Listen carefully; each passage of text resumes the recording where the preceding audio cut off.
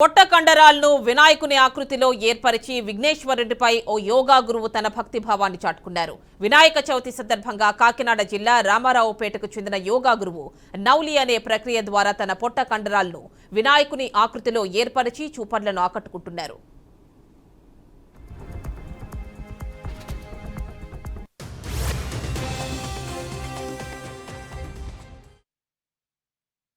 యోగా గురువుగా మన యొక్క యోగ శాస్త్రంలో చెప్పబడినటువంటి నౌలి క్రియ అనేటువంటి సాధన ద్వారా వినాయకుని యొక్క ముఖం ఆకృతిని ఏర్పరచాలి అనేటువంటి ఉద్దేశంతో ఈ ప్రక్రియ చేయడం జరిగింది.